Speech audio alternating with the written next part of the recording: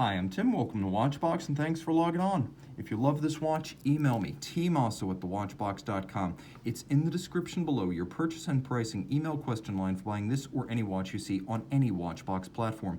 Reach out to me directly, tmosso at thewatchbox.com.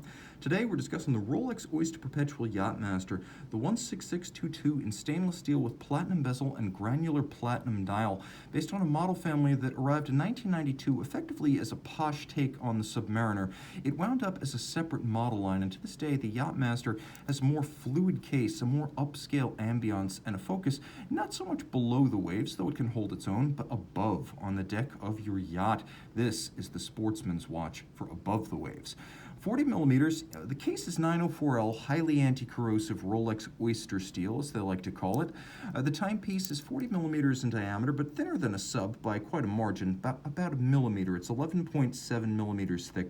From lug to lug, it's a compact case at 47.1 millimeters, but when you include the end links of the bracelet, the Yacht-Master really spreads its wings. Water wings, assuredly, but 54.5 millimeters across the case. A lot of folks get caught out by the distance of this watch once you add the bracelet across the wrist. 20 millimeter spacings between the lugs. We'll pop open the clamshell of this older style Rolex Oyster clasp. This is a V-series watch from 2009. And you can see on my wrist, 16 centimeters in circumference. It's a good close fit. The case is thin, fine, easily sits underneath the cuff. Here's your overhead shot where you can really see just how broad those end links are.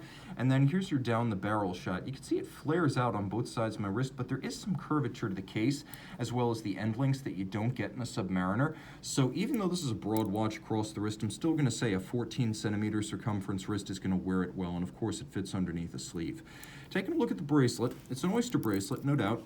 Polished centers, satin flanks, but you can see that it's also a different era of Rolex bracelet, and it's an interesting piece because it has the solid end links, and if you look between the primary links, it also has solid center links, but it does have a stamped Oyster clasp, so it's a little bit nostalgic in that regard. There is no Rolex bracelet rattle here because it's all solid link, but the clasp does feel like a throwback, and in fact it is. You can see internally there are some divots drilled, so you can change the anchoring point of the bracelet inside the clasp using a strap tool, and then there are a number of individual links that are fixed in place by screws, and you can remove those to size the bracelet. Rolling back to the case, this is not the Submariner case, and in fact, I've got a Submariner, so I can show you exactly what I mean. You can see the super case. It's very sheer on its side and squared off with broader lugs. That is not the case, pun intended, right here. This is a little bit more like a Daytona.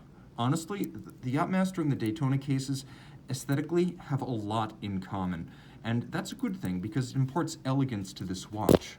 Now, taking a quick look at the bezel is all platinum. There are two platinum components on this watch, one the bezel, the other the dial.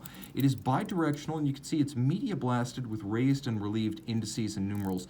Bidirectional, but with a distinct index, more than you usually get on a bidirectional bezel. It doesn't simply slide, it is indexed, and you do feel that spring detent.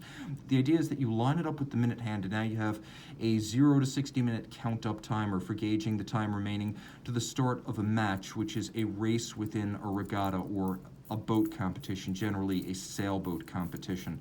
I don't think anyone is going to associate the Yacht-Master with Formula One powerboats, but in theory that works. Nevertheless, the dial is universal, a much-loved granular platinum. This first debuted in the late 1990s on the Yacht-Master to universal acclaim. White gold hands, white gold indices, granular platinum with a handsome frosted sparkling effect in direct light. You can also see that it features a few shocks of red, which are well chosen. Screw-down crown, it is a trip-lock crown in steel, and the watch is rated at 100 meters, but with a trip-lock rather than a twin-lock crown, I suspect that rating is conservative, possibly to save face for the Submariner. Inside the case, though, it's identical to the Submariner. Rolex manufactured caliber 3135, bidirectional winding, jeweled staff pivot, very smooth. Teflon-coated reversing wheels, super quiet. You can't feel it, you can't hear it. 48-hour power reserve, 28,800 vibration per hour beat rate, 5-position adjusted COSC chronometer. It features a quick set date and stop seconds.